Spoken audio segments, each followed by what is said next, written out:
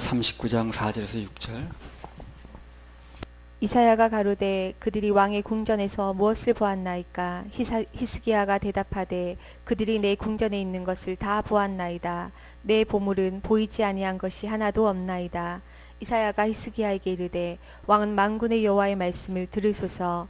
보라, 날이 이르리니 내 집에 있는 모든 소유와 내 열조가 오늘까지 쌓아둔 것이 모두 바벨론으로 옮긴 바 되고 남을 것이 없으리라. 여호와의 말이니라. 자, 이 말씀을 설명하기 전에 열왕기하 19장 20절도 한번 읽어보세요. 열왕기하 19장 20절.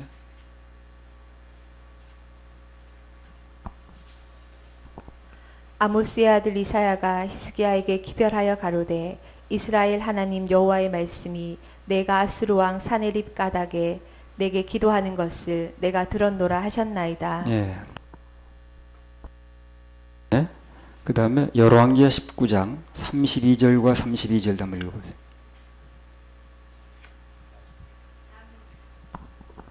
남은 자는 예루살렘에서부터 나올 것이요 피하는 자는 시온산에서부터 나오리니 여호와의 열심히 이 일을 이루리라 하셨나이다. 그러므로 여호와께서 아수르 왕을 가리켜 이르시기를 저가 이 성에 이르지 못하며 이리로 살을 쏘지 못하며 방패를 성을 향하여 세우지 못하며 치려고 토성을 쌓지도 못하고 33절까지. 오던 길로 돌아가고 이 성에 이르지 못하리라 하셨으니 이는 여호와의 말씀이시라. 예. 자, 여기 보면요, 아수르 군대가 쳐들어왔을 때 하나님께서 어떻게 하셨습니까? 선지자 이사야를 통해서 위로의 소식을 전해주셨어요. 승리한다. 앞으로 걱정하지 말아라. 염려하지 말아라. 앞으로 하나님께 도와주셔서 저 군대가 아무리 커 보여도 반드시 하나님의 권능으로 승리하게 해줄 테니까 걱정하지 말아라. 이렇게 말씀하셨죠. 위로의 소식을 전해주셨어요. 누굴 통해서? 이사야를 통해서. 근데 오늘은 어떻게 됐어요? 아까 읽은 본문에는요. 이사야서에. 아까 이사야서 본문은 뭡니까? 간단히 위로예요, 책망이에요? 책망이죠. 그 그냥 보물인데 이거 뭔데 보물인데 그렇게 하나님 보물 안 삼고 마음대로 보물을 바꿔가지고 그 보물 다 뺏긴다고 그랬잖아요. 히스기야를 그렇게 위로하고 격려했던 하나님께서 이사야를 통해서 오늘은 히스기야가 잘못하니까 보물을 바꾸니까 이사야를 통해서 책망의 사람으로 찾아오게 했다는 겁니다. 이제 우리가 여기서 알 게 뭐냐면 하나님의 종은요, 칭찬만 하는 사람이 아니라는 거예요. 그걸 우리가 알아야 돼요. 위로해줘야지. 나 위로받고 싶어요. 뭘 위로해야죠. 그러나 주님 감동에 의해서 하는 거지 그 사람 입에 발린 말 위로만 하는 사람이 아니에요. 그래서 하나님의 종은 그분의 하나님의 그 감동에 의해서 어떤 때는 위로할 수도 있고 칭찬해 줄 수도 있고 또 어떤 사람이 잘못하면 고칠 게 있으면 책망도 하는 게 하나님의 종의 위치라는 것입니다. 그렇겠죠?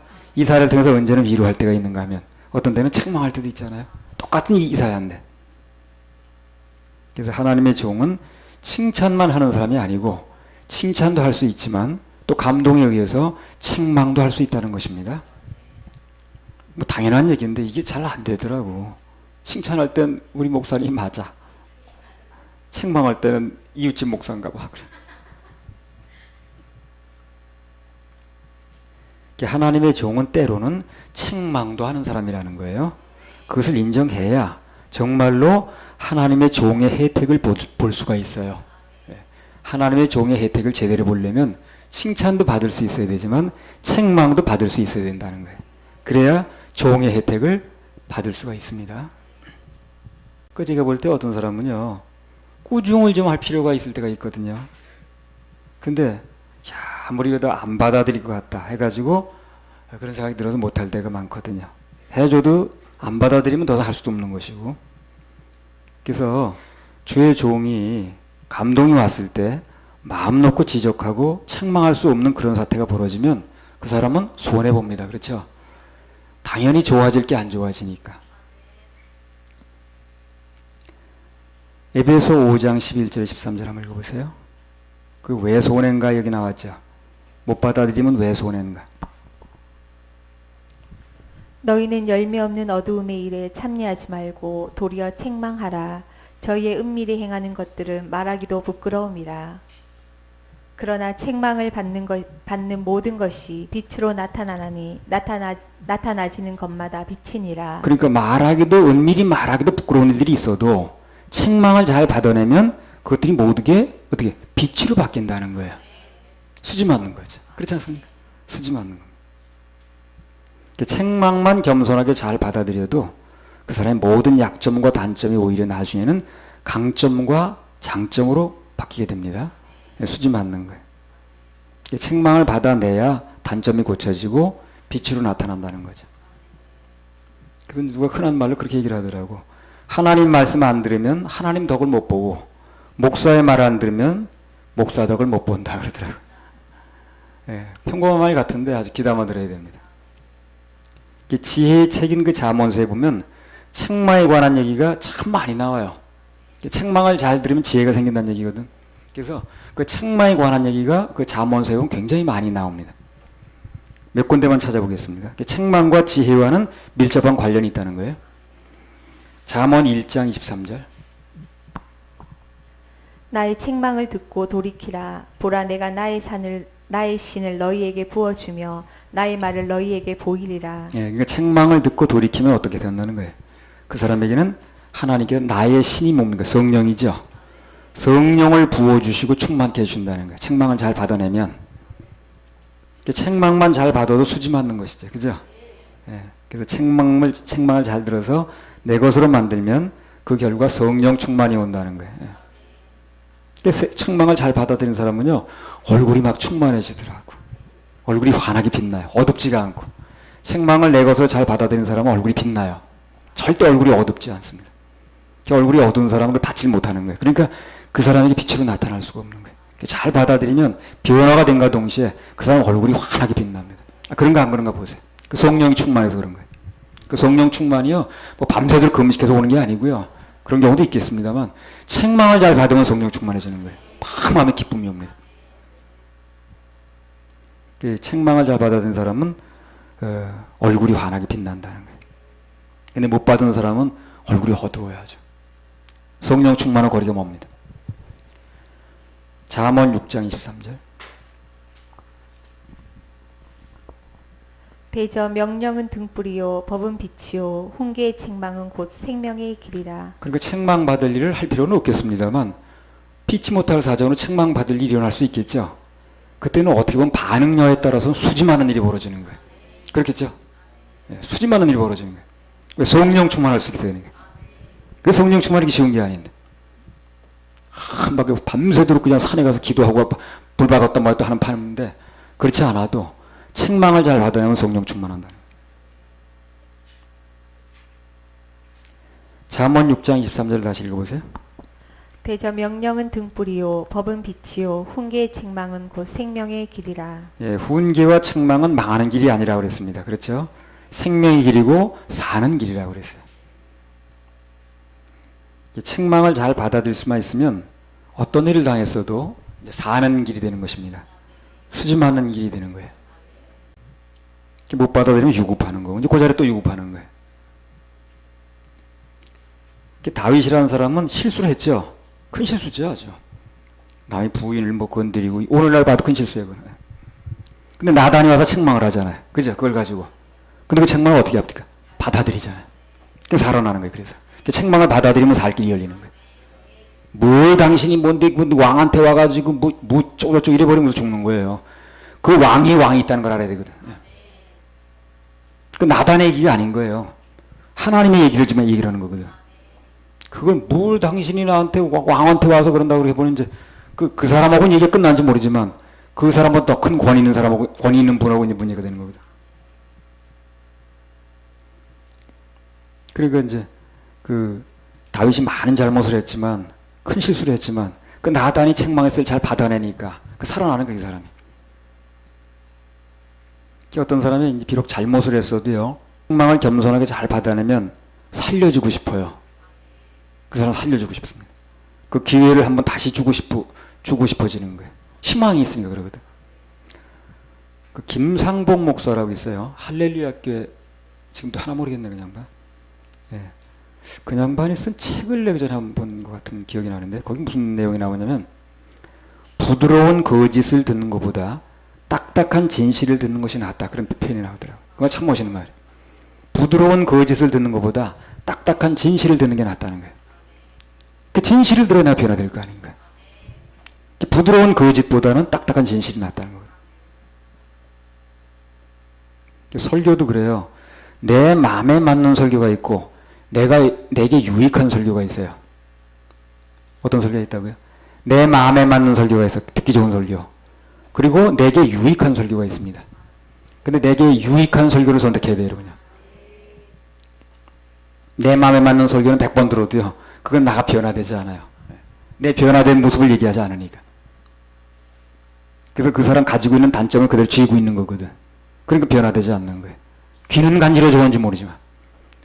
근데 내게 유익한 설교라는 건 내 잘못을 지적도 할 수 있어야 돼요. 그러면 그 당시엔 좀 마음이 아픈지 모르지만 그것만 변화되게 되면 아까 빛으로 나타난다고 그랬잖아요. 그래서 내게 유익한 설교를 구별해서 들으면 그러면 신앙이 자랍니다. 내 마음에 꼭 드는 설교라고 해가지고 그게 유익한 게 아니에요. 오히려 내게 좀 안 맞아도 아멘하면 그게 더 유익할 수가 있습니다. 잠언 9장 7절에서 9절. 거만한 자를 징계하는 자는 도리어 능욕을 받고 악인을 책망하는 자는 도리어 흠을 잡히느니라. 거만한 자를 책망하지 말라. 그가 너를 미워할까 두려우니라. 지혜 있는 자를 책망하라. 그가 너를 사랑하리라. 지혜 있는 자에게 교훈을 더하라. 그가 더욱 지혜로워질 것이요. 의로운 사람을 가르치라. 그의 학식이 더하리라. 그러니까 칭찬이라는 건, 위로라는 건 약간의 힐링은 돼요. 그래서 근본적인 변화가 오질 않습니다. 그거 가지고 그냥. 그걸 아셔야 돼요. 그래서 책망이라는 건 가슴이 좀 아프지만 그 사람이 인생이 변화되는 기회가 되는 거예요. 유리합니다. 그렇다고 뭐 일부러 잘못할 일 만들 필요는 없어요. 그냥 어떤 일을 살다 보면 잘못할 수 있거든, 사람이. 너나 할 거 없이. 그때 책망이 왔을 때 받아낼 수만 있으면 그 사람 변화가 되는 거예요. 근데 칭찬이라는 것은 좀 힐링이 될 수는 있지만 근본적인 변화가 오는 게 아니라는 그 사람이. 잠언 9장 7절에서 9절쯤 읽었죠. 이건 어떤 내용의 말이냐면 책망을 하는 사람 편에서 염두에 둘 말이에요. 이거는요. 책망을 하는 사람은 어떤 것을 염두에 둬야 되는가. 책망을 하는 사람이 있는 건 받는 사람이 있겠죠. 그죠? 그런데 책망을 하는 사람은 어떠한 것을 염두에 두고 책망을 해야 되는가 하는 얘기를 여기 써놓은 겁니다. 잠언 3장 9절 10절의 말씀이. 자, 무슨 얘기입니까? 책망할 때는 어떻게 된다는 거예요? 책망하는 사람은 거만한 자를 징계하면 안 된다는 거예요. 조심해야 됩니다. 물립니다. 갔다 가면. 그래서 겸손한 사람일 때 겸손한 바탕이 됐을 때 거기서 책망을 해야 돼요. 그럼 그 사람도 유리하고 하는 사람도 빛나요. 근데 교만해가지고 튀는 사람 얘기를 해버리면 다 그 서로 간에 상처만 입습니다. 그거 빨리 끝내야 돼요. 그냥. 더 이상 얘기하면 안 됩니다. 책망을 할 때 가장 염두에 둬야 될 것은 뭐냐면, 중요한 게 뭐냐면 책망의 대상을 잘 잡아야 된다는 거예요. 아무나 책망하면 안 된다는 거예요. 그 바이올린 그 사람이 대모라고 그러더라고. 그 계통에서 잘 알려진 사람인가 봐요. 김모라는 교수가 있는데 그 사람 그런 얘기 했어요. 잔소리도 책망도 될성 싶은 제자에게 한다는 거예요. 될성 싶지 않은 사람은 하지 않는다는 거예요. 해봤자 입만 아프고 효과도 없으니까. 될성 싶은 제자에게 책망도 하고 잔소리도 한다는 거거든. 정말 책망을 해서라도 꼭 고쳐가지고 은혜를 받아야 될 사람만 책망을 하는 겁니다. 책망에는 고도의 계산과 지혜가 필요하죠. 나도 가끔 이제 하다 보면 책망할 대상을 잘못 잡는 거에 내가 어려움을 겪을 때가 많아요. 아차 싶으면 바로 내 중단합니다. 아직 그 정도까지 준비가 안 된 사람을 책망해보면 소용이 없거든. 그래서 책망하는 사람은 책망의 대상을 잘 잡고, 그 다음에 책망받는 사람은 또 어떻게 되는가? 29장 1절. 성경은 친절해요. 책망하는 사람의 얘기도 하는 거고 책망받는 사람 얘기도 하는 거예요. 책망하는 사람은 어떻게 한다고요? 대상을 잘 잡아야 된다는 거예요. 겸손한 사람을 잡아야 된다. 그래 효과가 나타나요. 교만한 사람 잘못 책망하게 되면 그것은 효과도 없고 불이만 나빠지면 그거 끝내야 됩니다. 빨리. 잘못 잡은 거니까. 받는 사람은 어떻게 되느냐? 29장 1절. 자주 책망을 받으면서도 목이 곧은 사람은 갑자기 패망을 당하고 피하지 못하리라. 이것은 책망을 받아들이는 사람의 입장이거든. 책망이라는 건 뭡니까? 한마디로 말하면 하나님께서 그에게 기회를 주시는 거죠. 기회를. 그렇잖아요. 책망을 받아서 기회를 줬는데도 목이 곧으면 갑자기 패망을 당하고 피하지 못한다고 그랬죠. 그럼 무슨 말인가 바꿔 말하면 책망이라는 건 받는 사람 입장에서는 기회를 준다는 거지. 기회가 주는 거예요. 그 기회가 두 가지가 온 거예요. 아주 업그레이드 될 수 있는 기회와 그들은 망할 수 있는 기회. 두 가지가 온 거죠. 그게 굉장히 중요한 거예요, 이게. 이런 거 평소에 잘 들어두세요. 나중에 감정 상했을 때 잘 안 들립니다, 이런 얘기가. 꼭 나들으란 얘기 같아가지고. 그러나 평소에 들어두세요, 이런 얘기냐.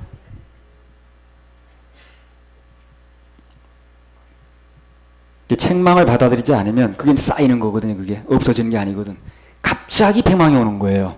책망 올 땐 기회가 주어진 거거든. 고칠 수 있는 기회가. 그걸 안 받아들이면 누가 말 안 하니까 자기 속에서 그냥 잘하는 거거든. 그게. 언젠가 결정적인 순간에 그 자기 망쳐놓는 거예요. 그게.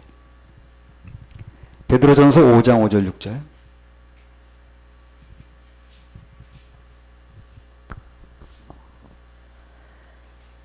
젊은 자들아 이와 같이 장로들에게 순복하고 다 서로 겸손으로 허리를 동이라. 하나님이 교만한 자를 대적하시되 겸손한 자들에게는 은혜를 주시느니라. 그러므로 하나님의 능하신 손 아래서 겸손하라. 때가 되면 너희를 높이시리라. 그래요. 겸손해야 됩니다. 이게 가장 기본적인 자질이에요. 겸손이 안 되면 그건 잘할 수도 없고 뭘 해줄 수도 없고 진보도 없고. 가장 중요한 게 겸손인 거예요. 겸손의 은혜가 오는 거거든. 은혜 중에 여러 가지 포함됩니다. 성장의 은혜도 있고요. 회복의 은혜도 있고요. 그 다음에 그 집회의 은혜도 있는 것이고요. 그 다음 말씀의 은혜도 있는 것이 다 은혜 아니겠어요? 구원도 은혜고요. 겸손하면 은혜가 오는 거예요. 겸손한 사람은 다 구원받습니다. 자기 교리가 틀려도 신학이 틀려도 겸손한 사람은 다 받아내더라고요. 결국 진리를 잡더라고. 근데 겸손하지 않은 사람은 이거 내 신하고 안 맞는다는 둥 어쩌고 이런 얘기 하다가 못 잡는 거예요. 좋은 기회가 왔는데 정말 진리 복음을 전하는 기회가 왔는데 못 받는 거예요. 겸손하면 해결됩니다. 교만하면 아무것도 안 돼. 다 한방만 하는 거예요. 가장 조심할 게 그거예요. 겸손. 끝까지 겸손만 유지하면 그 사람 계속 성장해요. 그리고 계속해서 앞으로 나갈 수 있어요. 그 길이 잘 열립니다. 그걸 잃지 말아야 돼. 우리 협회적으로나 교회적으로나 개인적으로나 똑같습니다. 겸손을 이제 잃지 말아야 돼. 그러면 그 사람은 계속 앞이 열리게 돼 있고요. 누구 앞을 열어주게 돼 있고 도와주게 돼 있고 끌어주게 돼 있고. 아무튼 그러니까 우리 인생에서 책망에 대한 우리 태도는 아주 중요한 겁니다. 잠언서를 강조하는 거예요. 그래서 이사야가 어떤 때는 위로의 사람으로 왔다가 어떤 때는 책망으로 사람으로 왔다는 거거든. 그건 하나님 감동에 의해서 동일인이지만 그 사람의 어떤 사람에게는 책망의 사람이 올 수도 있고 어떤 사람에게는 또 위로의 사람도 올 수 있다는 거예요. 받아낼 수만 있으면 그 사람은 수지 맞는 일이 벌어진다는 거예요. 자, 이사야 39장 5절에서 8절. 이사야가 히스기야에게 이르되 왕은 만군의 여호와의 말씀을 들으소서. 보라, 날이 이르리니 내 집에 있는 모든 소유와 내 열조가 오늘까지 모아 쌓아둔 것이 모두 바벨론으로 옮긴 바 되고 남을 것이 없으리라. 여호와의 말이니라. 또 내게서 날 자손 중에서 몇이 사로잡혀 바벨론 왕궁의 환관이 되리라 하셨나이다. 히스기야가 이사야에게 이르되 당신의 이른바 여호와의 말씀이 좋소이다. 또 가로되 나의 생전에는 평안과 견고함이 있으리로다 하니라. 예, 여기 나온 것처럼 히스기야가 말년에 땅의 것으로 보물을 삼으니까 그 결국 자식에게도 영향을 안 좋게 미쳤어요.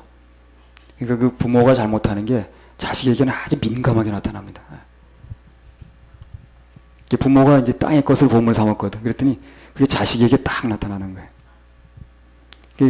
역사에 보면요, 주전 697년에 히스기야가 아들 므낫세를 후계자로 삼아요. 그리고 686년까지 한 몇 년 동안 11년 동안 공동 통치를 합니다. 그 당시 그렇게 했어요. 많이요. 왜냐하면 갑자기 물려주게 되면은 이게 후계자 수업이 안 된 가운데 물려주게 되면 이제 그 나라가 좀 흔들릴 수 있거든. 그러니까 자기 죽기 전에 아들을 먼저 세워놓고 한 10년이고 자기 사는 동안에 공동 통치를 하는 거예요. 잘못하면 이제 아버지가 해주는 거죠. 나라가 견고하게 잘 인수인계되도록 이렇게 해주는 거예요. 그래서 한 11년 동안을 이 히스기야가 므낫세와 공동 통치를 했습니다. 왕권이 넘어가도 공백이 안 생기도록 그렇게 이제 흔히들 그런 방법을 많이 썼어, 그 당시에. 요즘 업무 인수인계할 때가 그거 협동근무? 합동근무 그런 거 하죠. 예.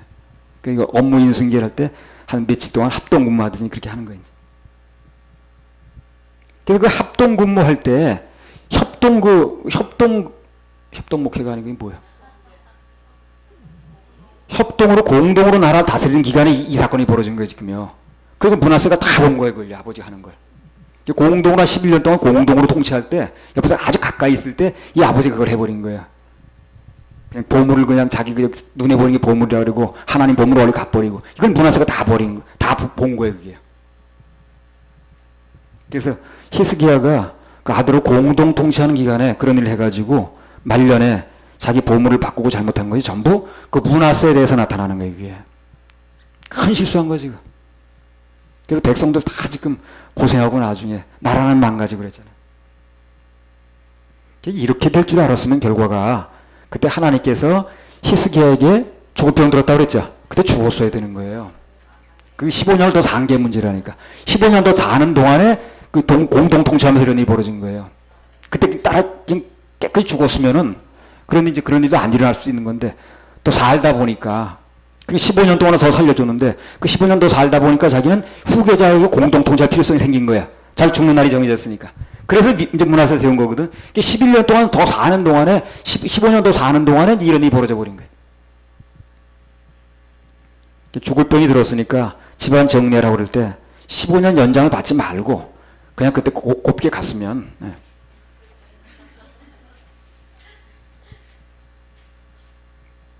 꼭 더 사는 것만 능사가 아닌 거예요. 그래서 15년 더 살려준다고 그랬는데 그 기간에 이런 일이 벌어진 거예요. 11년 동안 이제 그 공동 통치를 하면서 히스기야는 이제 그게 이제 해주고 싶었던 거예요. 자기 15년 더 사는 기간이 정해졌으니 그 기간 내에 아들을 세워가지고 공동 통치하면서 이제 원만하게 물려주려고 그랬던 건데 그럼 원만하게 물려주려고 했던 일이 이런 일이 벌어진 거예요. 그 기간에 이런 일이 벌어져가지고 보물을 바꾸는 일이 벌어져가지고 하나님께서 어떻게 하시든 그냥 아멘하고 받아들이면 나중에 보면 게 최선의 방법이 되는 겁니다. 아멘하고 받아들이면 돼요. 이 히스기야가 말년에 이제 15년이 왜 이렇게 안 좋았냐면요. 안 좋은 이유가 있어요, 또 이게. 자, 15년 더 산다고 선포가 됐죠, 지금요? 누구한테서? 하나님으로부터. 이 사람은 그날부터 어떻게 된 거예요, 지금요? 자기 죽는 해를 알게 된 거예요, 히스기야가. 15년 더 산다고 그랬으니까. 자, 지금부터 15년은 언젠가? 온 2014년이지. 뭐 아주 계산이 나와버리는 거예요. 그래, 언제까지 산다는 자기 연도가 나와버린 거예요. 자기 죽는 날을 아는 거하고 똑같아 버린 거지 지금. 그러면 그것을 아는 순간 히스기야의 마음속에 무슨 마음이 생길까요? 두 가지 마음이 생기겠죠. 그렇죠? 두 가지 반응이 나오겠죠. 하나는 뭡니까? 그러니까 15년밖에 내가 남지 않았는데 열심히 더 긍정적으로 살아가지고 또 하나님께 충성하고 봉사하고 하나님께 영광 돌려서 내 마지막 인생 꽃을 피워야 되겠구나. 이런 마음이 들 수 있겠죠. 하나는. 그리고 또 하나는 무슨 마음이 들까요? 그냥 그럭저럭 사는 거지 뭐. 15년 산다고 나 일정 됐는데 뭐 그 15년만 그렇게 버티면 되는 거지. 15년 동안은 내가 뭘 그 일정 정해진 건데 뭘 그 대단하게 무슨 뭘 아둥바둥할 필요 뭐 있나. 그냥 잘 즐기다 죽으면 되는 거지. 이렇게 생각할 수 있거든. 근데 후자를 선택한 거야. 희한하게 히스기야가 전자를 선택해야 되는 건데. 부정적으로 이제 선택을 해버린 거야. 그럭저럭 그냥 아들한테 대강 그냥 협동 근무 세워놓고 그냥 아들한테 밀어버리고 자기는 엉뚱한 짓거리를 하는 거야. 히스기야에게는 이 15년 기간이 아주 부정적으로 영향을 미친 거예요. 긍정적이 아니고. 그럼 히스기야 입장에서는 15년 이후에 계획을 세울 필요도 없는 거야. 자기 수명은 15년 뒤에는 없는 거니까. 난 어차피 15년 뒤면 15년만 되면 죽을 텐데 뭐. 그러니까 15년 안에는 무슨 문제가 생겨도 병이 들어도 몸이 아파도 기도할 필요가 없어요, 없어요? 없는 거야. 안 죽으니까 15년 동안 산다고 그랬잖아요. 그 기도할 필요도 없는 거예요. 정말 나태해질 일밖에 없는 거예요, 이게 이 사람이. 무조건 15년은 보장된다고 그랬으니까 무슨 일이 생겨도 죽을 일이 생겨도 안 죽는다고 그랬으니까 자기는 매달릴 필요가 없는 거지. 그래서 이 사람 딱 나태해져 타락하기 좋게 일이 돼버린 거예요. 그래서 하나님은 어떻습니까? 우리 인생에 나중 일어날 일을 말하지 않는 거예요. 그래서 이런 일이 벌어질까봐 이런 일이 벌어질까봐 우리 장래일을 얘기하지 않는 겁니다. 하루하루 하나님께 의지하고 사는 거지. 그래 장래일을 다 얘기하려고 하지 않아요. 하나님께서. 이렇게 이렇게 볼 때 우리 인생에 장래를 알고 지내는 게 결코 좋은 게 아니에요. 그게요. 뭐 예언한다고 해가지고 뭐 내년 뭐 3월 달에 무슨 뭐 누가 나타나가지고 뭐 사업을 도와준다 그런 거 믿지 마세요. 3월 달에 그 사람 저 큰 집에 가 있더라고요. 어떤 사람이 그걸 믿어가지고 3월 달에 나 지금 무슨 누가 와가지고 도와준다 그래가지고 그거만 믿고 뭐 열심히 쫓아다니는데 그 3월 달에 뭐 하나 때문에 큰 집 가 있더라니까. 큰 집이 어디에 또 하는 분이 있습니까?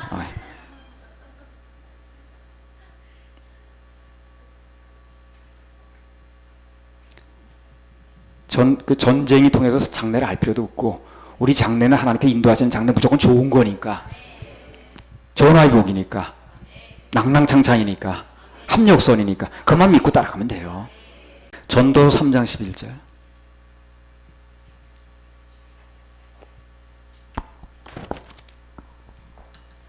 하나님이 모든 것을 지으시되 때를 따라 아름답게 하셨고 또 사람에게 영원을 사모하는 마음을 주셨느니라. 그러나 하나님이 하시는 일의 시종을 사람으로 측량할 수 없게 하셨도다. 그래요. 하나님이 하신 일의 시종을 시작과 끝을 사람으로 측량할 수 없게 만들어놨어요. 이게 은혜입니다. 이게 은혜예요. 아는 게 은혜가 아닙니다. 이 히스기야 보세요. 아는 게 문제죠. 이거 알면 병되죠. 모르는 게 은혜입니다. 그래서 우리는 하루하루를 그냥 은혜로 살아가는 게 은혜인 거예요. 그게 가장 좋은 거예요. 내일 무슨 일이 하든 간에 그것은 하나님께 맡기고 하나님께서 내 인생에 책임지실 것이다 하고 믿음으로 살아가는 게 한 발 한 발 뛰어노는 게 좋은 것이지 모든 걸 알고 있는 게 좋은 게 아니에요. 그래서 하나님께서 우리 인간들에게 때를 모르게 하셨다는 겁니다. 자기 죽는 날 아는 게 고통이지 그거.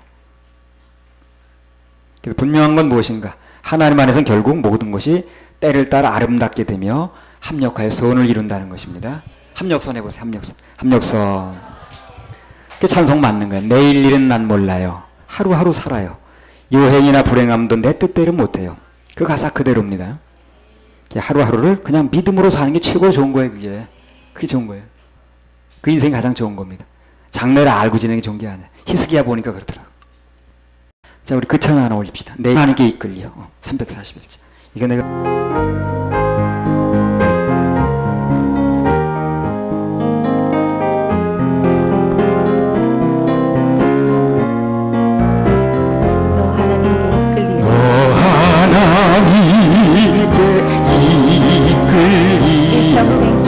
일평생 주만 바라. 너 어려울 때 힘주시고 어려울 때 힘 주시 언제나 지켜주시 언제나 지켜주시 주 크신 사랑 주 크신 사랑 믿는 그 자 반석 위에서 그 반석 위에 서리라. 너 설레는 맘 너 설레는 맘 가다 희망 중 기다리면서 그